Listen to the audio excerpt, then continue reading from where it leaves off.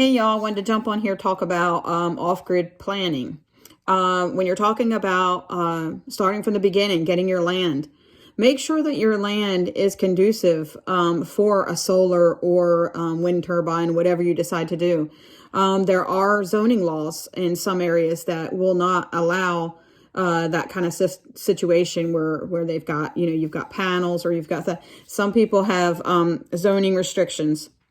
Make sure if you're buying land that you don't have land restrictions. Sometimes there are codes and covenants in the land that you buy that restricts certain things, where they can tell you how big your house has to be and how big, that they don't want certain like straw bale houses, and they don't want some of the different housing options that you want when you're off grid. So my guidance with you would be, make sure you know what you're getting into. Also, location is very vital, because you do not want a property that you go to and in the summer it's great to get into.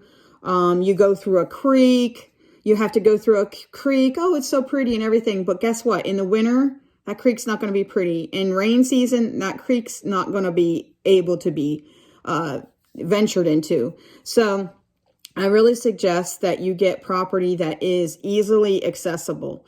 We have friends that have property up on a ridge.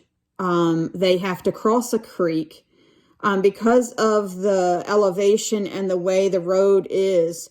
It's at such a pitch that they're constantly having runoff during rainy season, and they have a horrible time just getting to their property. And honestly, friends, family, or whatever don't want to visit them because they're up there. And maybe some people are like, well, good, that'll keep, family away or something. But most of us don't want that. Most of us want our family to be able to come, So, also, think about your proximity to town as well. If you have children, if you have doctor's visits, if you have health issues that lead to that.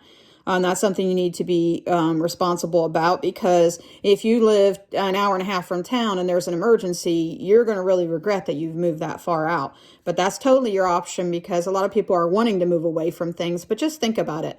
Sometimes emergencies are going to happen and you're going to really regret being so far away, because when in an emergency, it feels like forever. 5 minutes feels like forever. Also, when you have properties that have the like creeks that you've got to go over and high pitches like I was talking about. You're talking about, they look really pretty in the summer when you go and look at the property. But what I suggest to people is think about what that property is going to look like filled with ice and snow. Is it going to be accessible to getting out? Are you going to be able, is it going to overflow? Is that creek going to overflow in the rainy season? Is that property conducive to solar panels or wind turbines? We're 880 feet up. We're on a ridge. And I had wanted this cute little cabin with trees all around and just a little cozy oasis. But my husband encouraged me and said, listen, if we're going solar, I need to see the sun. So our solar panels need to see the sun. So we chose to have solar panels right on our roof. We chose not to have solar panels where they're on a pole with a frame and in the yard or whatever. We chose to have it right on the roof, because it was just, we had a good southern facing direction on our roof that we liked how it faced, and we liked where our house was going to be. So, your house has to face south for solar, for just the best optimal solar. And you have to think, if I'm in a valley and my house is here in the valley, I'm going to lose some solar as the sun is rising until it gets over my house. And then at night, I'm going to lose it when it crosses over the mountain. You're talking, you could lose anywhere, depending on how deep you are in the valley, you could lose 2 to 4 hours or more, because of where you've decided to put the cabin. That's really important. You also got to understand that when you're in a valley, it's darker. So for when you're planting, you're losing hours of sun when you're planting a garden. And you also got to think about, it gets depressing in a valley in a sense of it stays darker. I know my husband has done some work in the eastern side of the state, and sometimes They don't see the sun. Even when it's been shining, they don't see it till 10, 11 o'clock in the morning. And then it goes, they're in a valley, so it goes down early. So they literally had like 5 hours or 6 hours in the middle of summer when most of us have got 12 to 14 hours of sunlight. So that's something to think about. Zoning restrictions. There's certain communities that don't want certain types of housing. Some people don't want you to have houses that are small, like the tiny homes. Some people don't want you to do any of those kind of earth homes and stuff like that. Those are all things to check with your county and make sure that it's something that's going to fit for you. And like I said, the property we had ended up being a former pasture for cattle. And I was like, oh, I wanted more trees around the house. But after, like I said, my husband talked to me about the solar, it really ended up to be the perfect location because we actually don't get any, leaves in our gutters. We're on a ridge, so we're going to be first on the scene when there's a tornado or anything else like that, and when there's windstorms.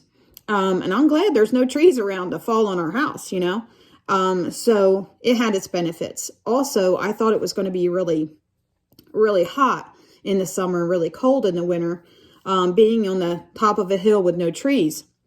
But it was the opposite in the sense of as long as you insulate your house well, you insulate your house well, it will stay warm in the winter and cool in the summer. So I'm kind of jumping ahead of myself. But anyway, make sure your access is there. Make sure you can put your panels on a southern slant, because it has to be on a southern facing.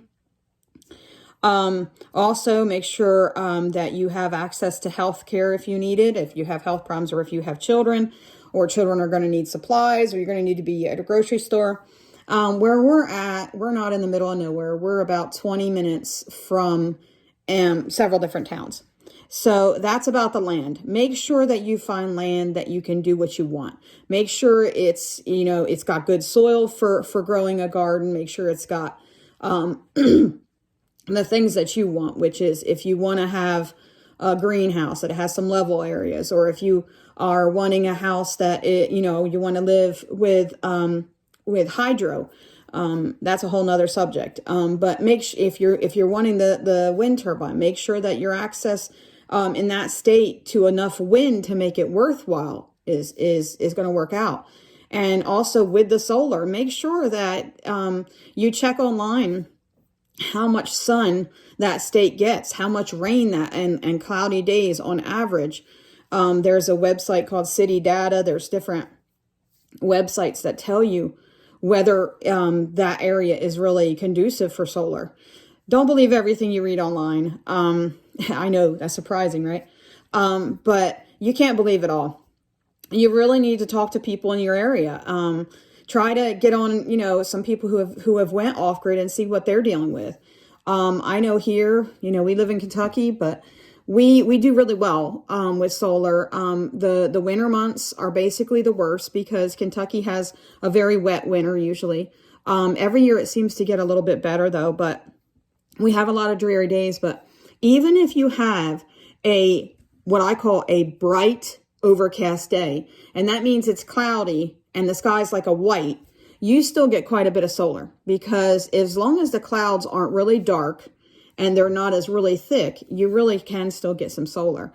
So that is what I suggest with getting the land. Make sure your land has got no zoning restrictions, that you don't have a community that's against off-gridding and things like that. And you are accessible to being able to get equipment in there. You're going to need equipment to possibly put your foundation in on your property or do certain things. You have to be accessible, or nobody's going to want to deliver building materials to you, or you're not going to be able to get building materials in there. Make sure you have the proper trucks and everything to be able to, we need 4-wheel drive. We don't have any 4-wheel drive vehicles. We actually just had to sell our truck because we need 4-wheel drive here. We can't even get around all the property.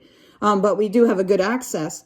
Do not put yourself in a position where you're going through a lot of trouble just to get in your property, because believe me, you just added a whole nother problem on top of the other things you're going to face when you go homesteading. So I don't do this to discourage you, but I do tell you, I was told a lot of things that it was going to be so easy, and it's not. So this is about land and off-gridding. Hope you enjoyed it. See ya.